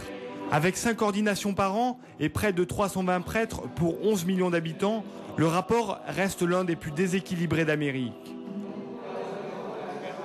Le séminaire est lui-même sous perfusion et ne survit que grâce aux subsides d'organismes extérieurs, comme Aide à l'Église en détresse. Des apports exogènes en plus des collectes effectuées dans les églises qui permettent à l'institution de fournir la nourriture, les livres et tout le cadre matériel à ses étudiants. Pour le reste, les journées se déroulent comme dans n'importe quel autre séminaire, entre cours, études, prières et repas. Théologia de los sacramentos, sacramentos en général. Cet après-midi, Rolando se plonge dans le livre de théologie des sacrements. Car dans ce bâtiment du XVIIe siècle, qui a vu défiler les élites cubaines, c'est avant tout la mission des prêtres de demain que l'on prépare. Dans ce lieu s'est formé, comme on les appelle ici, les pères de la nation, depuis le père de la patrie, Carlos Manuel de Céspedes, jusqu'aux écrivains Varela et Villaverde, et bien d'autres personnes encore, la liste serait longue. Ici, on forme les futurs prêtres. Ce sont aussi les personnes attachées à la nation cubaine,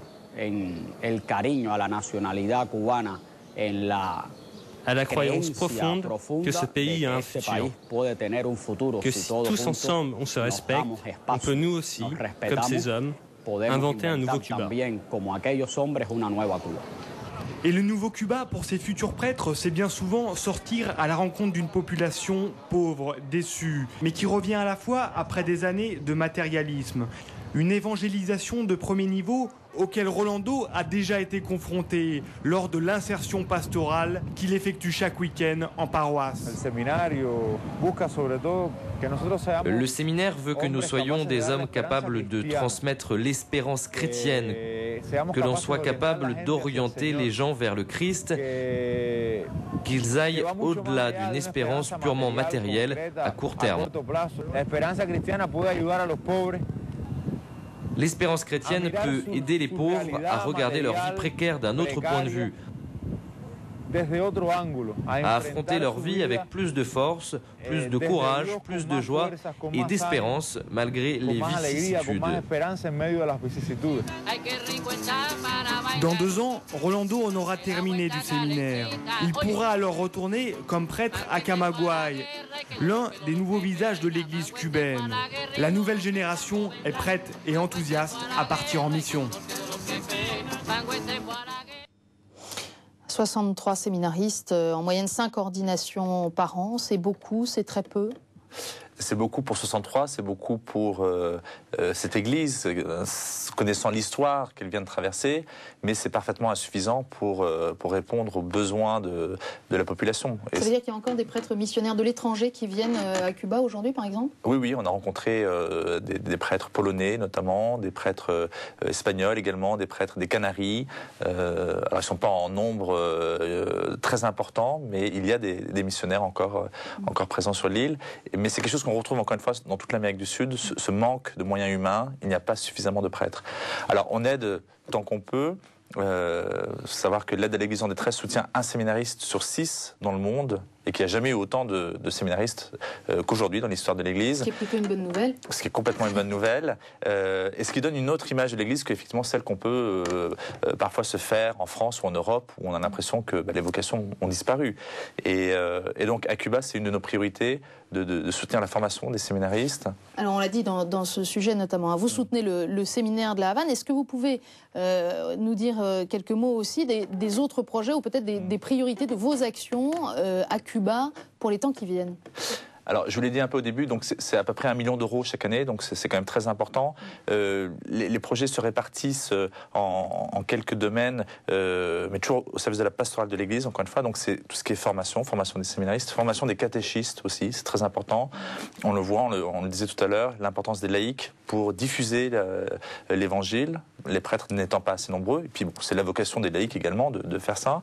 Il y a tout ce qui est également offrande de messe pour soutenir les prêtres. Donc il y a un peu plus de 300 prêtres à Cuba, mais qui vivent comme le reste de la population avec très peu de moyens. Et donc c'est une manière de les soutenir, de les aider, sachant qu'eux aussi sont au service de la population qui leur est confiée. Tout ce qui est Bible aussi, diffusion de la Bible. On a une petite Bible pour enfants, Dieu parle à ses enfants, qui a été publiée maintenant dans plus de 150 langues, à plus de 45 millions d'exemplaires dans le monde. Et donc on en envoie régulièrement des éditions là-bas, enfin plusieurs dizaines de milliers d'exemplaires, et que l'Église utilise donc pour répandre l'Évangile également. Après, on a un gros budget aussi de réparation d'églises. On ne peut pas construire d'église aujourd'hui à Cuba, et même pour les réparations, c'est difficile. Il faut attendre. C'est entièrement la charge des communautés chrétiennes. Ah, complètement. Mais là, on n'a même pas le droit, de toute façon. Donc, comme ça, le débat est clos. Mais même pour les réparations, il faut attendre les autorisations et qui mettent du temps à venir. Et je sais que là, l'année qui vient, donc en 2008, on a 10 dossiers de réparation d'églises qui sont vraiment urgents et qui ont traîné depuis quelques années, faute d'autorisation. Les réparations également, c'est les réparations de véhicules. C'est quelque chose qui, pour nous, paraît un petit peu étonnant, mais il est très difficile d'acheter une voiture à Cuba. Il faut des autorisations, encore une fois. Pour tout, il faut des autorisations de toute façon. Il n'y a pas beaucoup de véhicules. Il y a très peu d'embouteillages, finalement. Donc, c'est peut-être une solution qu'on pourrait adopter à Paris. Mais l'Église, donc, a rarement l'autorisation d'acheter des véhicules. Et donc, il faut les entretenir. Et ça a également un coût très important. Alors, parmi les voix sans doute les plus connues dans le monde de l'Église qui est à Cuba, il y a celle du cardinal Ortega. Nous avons déjà parlé de lui longtemps au cours de cette émission, puisque il est la figure de proue de cette Église de Cuba. Il avait des relations régulières avec le pape Jean-Paul II. Il était là au moment de l'accueillir en 1998. Je vous propose de l'écouter. Le travail de l'Église à Cuba est un travail évangélisateur qui se fait un peu, pas seulement dans les temples, dans les églises comme telles, mais aussi dans des maisons de famille qui accueillent petites communautés de 30, 40 personnes qui se réunissent chaque semaine pour méditer la parole de Dieu, pour avoir une catéchèse, quelquefois pour l'Eucharistie, quand il y a un prêtre qui peut célébrer en cette communauté. Et nous avons ici à La Havane 500 communautés qu'on appelle communautés de mission ou communautés de prière. En dépendance, si c'est un lieu où il n'y a pas de temple, on l'appelle communauté de mission. Si c'est un lieu où il y a un temple plus ou moins voisin, on l'appelle communauté de prière, pour avoir, disons, un esprit plus familial dans de petites communautés, parce que la grande église, parfois, est un peu anonyme. Et nous sommes tout près de célébrer la nativité du Seigneur, Noël, et ce n'était pas fête civile comme actuellement, et c'est le pape qui a demandé d'avoir cette possibilité, et nous l'avons depuis 10 ans. Et cette année, on commence à avoir même des vacances à Noël. Et ça veut dire que l'esprit qui a laissé la visite du pape est encore vif à Cuba. Voilà donc le cardinal Ortega, figure de proue de l'Église qui est à Cuba. Pourquoi parle-t-il si bien notre langue, Frédéric ? Il a fait ses études au Québec, donc un pays francophone. Voilà, c'est l'explication. Où est-ce que vous l'avez rencontré, Guillaume ? Alors c'était à la cathédrale, donc il a été très dur, il accorde très peu d'interviews, donc ça a été assez dur de le faire parler. Bon, ça, c'est un petit peu... comprendre que tout ce qu'il dit est étudié par le Voilà, tout à fait. Donc bon, ça c'est la petite histoire, mais bon, c'était une rencontre assez furtive, mais assez importante, voilà. Oui, puis en fait, il n'a pas beaucoup de temps, tout simplement. Il a d'énormes responsabilités, comme on peut l'imaginer. Et en réalité, son agenda est très souvent surbooké. En français, on dirait, enfin, surchargé, on va dire. Et en fait, là, il devait partir pour l'aéroport. Donc, c'était juste après la messe dominicale, la messe de dimanche à la cathédrale de La Havane. Où il a prêché assez longuement. Je crois que ce soit au niveau politique ou religieux, les gens parlent longtemps là-bas. Et il devait partir prendre l'avion parce qu'ils avaient une réunion avec tous les évêques de Cuba, des 8 diocèses cubains, à Camagüey, qui est au centre de l'île. Mais Cuba est très grand, c'est 1000 km de long, et on se déplace finalement en avion pour aller si loin. Et c'est pourquoi il avait très peu de temps finalement à nous consacrer.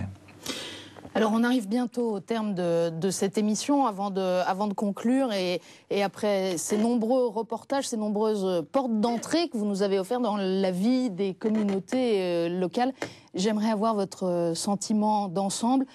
la marque de la visite de Jean-Paul II en 1998 est quand même très forte, Guillaume, non ? Je crois que c'est vraiment une date charnière pour le pays. Tout le monde, depuis le séminariste qu'on a vu, qui était vraiment, sa vocation est marquée par la vie de Jean-Paul II, je crois que la venue du pape a vraiment changé quelque chose dans le pays. Ça a permis un petit peu une espèce d'ouverture de l'Église et peut-être un climat aussi de détente avec l'État. Voilà. Frédéric, vous avez senti aussi cette référence à 1998 ? Oui, c'est vrai que tout le monde en parle. On a l'impression, je sais, c'est difficile de savoir si ça a effectivement changé les choses. Vous parliez de chaud-froid constant. Difficile aussi de savoir ce que vit l'Église concrètement aujourd'hui. C'est vraiment Cuba, c'est le royaume du paradoxe. En tout cas, tout le monde parle de cette visite comme un souvenir et qu'on a l'impression que l'Église, avec la visite de Jean-Paul II, a acquis une reconnaissance officielle ou en tout cas internationale. En même temps, c'est paradoxal, Marc, parce que au moment, oui, c'est un mot qu'on emploie beaucoup à propos de Cuba, mais au moment de la mort de Jean-Paul II, par exemple, les médias cubains ont été parfaitement silencieux jusqu'au vendredi matin, où tout d'un coup, ils ont fait intervenir à la télévision justement le cardinal Ortega pour dire que le pape était malade. Cardinal Ortega qui n'avait plus le droit de venir à la télévision nationale depuis 7 ans. Donc c'est difficile de lire quelles sont les intentions dans ce domaine. Au niveau de l'État, oui, du régime, c'est très difficile pour nous de comprendre. Tout répond à une stratégie. Donc, effectivement, au moment où le pape est mort, ils ont dû réfléchir longuement avant de savoir comment se positionner. Et bon, mais ça, c'est le problème de l'État, du régime. Après, la question pour nous, c'est l'Église. Comment est-ce qu'elle arrive à naviguer, effectivement, face à cette incertitude. Je pense qu'aujourd'hui, elle se cantonne à faire son travail, à essayer d'annoncer l'Évangile, qui est quand même sa mission, et il faut reconnaître qu'elle a quand même un petit peu plus de liberté qu'avant, même si aujourd'hui, elle regarde vers l'avenir. Quand on dit elle regarde vers l'avenir, elle attend aussi. Elle est dans l'attente, mais je crois comme tous les Cubains. Pas d'opposition frontale, en tout cas, puisque ça ne mène manifestement nulle part, sauf sur des points très précis et dans des cas de figure très singuliers. On peut penser au début du pontificat de Benoît XVI, il y a eu un moment de crise, lorsque l'ambassadeur du régime cubain au Vatican, car il y a des relations diplomatiques avec le Vatican depuis plus de 70 ans, l'ambassadeur cubain avait souligné devant le pape que l'Église faisait très bien son travail et qu'elle était l'institution la plus proche du peuple, à l'exception de certains hiérarques qui, eux, étaient plus proches des exilés cubains, avait-il dit, et notamment de tous ces Cubains qui vivent à quelques encablures en Floride. Et là, le cardinal Ortega avait pris la parole de manière très forte, et y compris sur la scène internationale, il avait fait transmettre sa déclaration pour dire c'est pas vrai. Au fond, d'ailleurs, vous qui les avez vus vivre, les cardinaux ou les évêques cubains, ils vivent pas tellement mieux que les prêtres ou la population. Oui, enfin, disons qu'ils ont des services administratifs, ils ont quand même une charge, et donc pas forcément les mettre sur le même plan que l'ouvrier, mais effectivement, ils partagent la vie des Cubains à tous les niveaux. On le disait tout à l'heure, ils n'ont pas de téléphone. Enfin, je veux dire, c'est pas ça le critère absolu du bien-être dans la vie, mais ils sont soumis aux mêmes restrictions que la plupart des Cubains, et ils vivent effectivement comme la plupart des gens.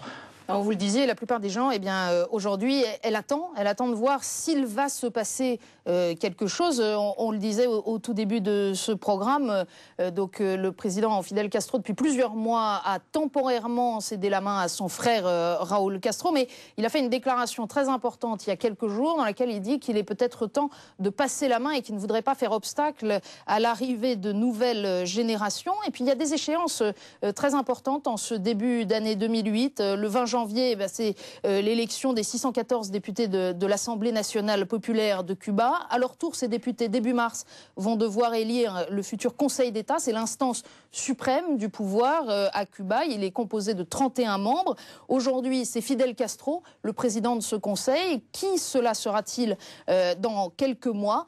Eh bien, il est bien hasardeux d'avancer des noms aujourd'hui, même si celui de Raúl Castro tient la tête des pronostics, puisque c'est manifestement le souhait de Fidel. Mais encore une fois, difficile de se prononcer sur les projets de Raúl Castro, lui qui est d'abord un pragmatique. On se souvient qu'au plus fort d'une des périodes de crise économique, c'est lui qui avait dit « mieux vaut des haricots que des canons », ce qui était quand même sensiblement différent du discours de son frère. Et face à ce qui est véritablement un désastre économique, on peut penser que Raúl Castro, par pragmatisme, serait en mesure d'élargir un tout petit peu les taux qui étouffent aujourd'hui véritablement la population cubaine, au moins sur le plan économique. Reste à savoir donc si ces timides signes d'ouverture se concrétiseront aussi sur le plan religieux. Merci en tout cas à vous, Marc Fromager. Je rappelle que vous êtes le directeur national de l'aide à l'Église en détresse. Merci à Guillaume et Frédéric d'être venus avec nous témoigner de ce que vous avez vu et de nous avoir rapporté tant de témoignages et de belles rencontres.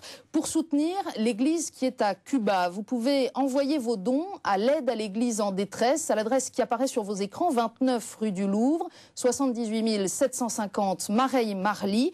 Il faut rédiger vos chèques à l'ordre de l'AED en précisant pour Cuba. Et puis vous pouvez également avoir de plus amples renseignements sur le site internet www.aed-france.org, www.aed-france.org. Voilà pour soutenir l'Église qui est à Cuba pour que, selon les paroles prophétiques prononcées par Jean-Paul II il y a juste 10 ans, Cuba s'ouvre au monde et le monde à Cuba. Merci.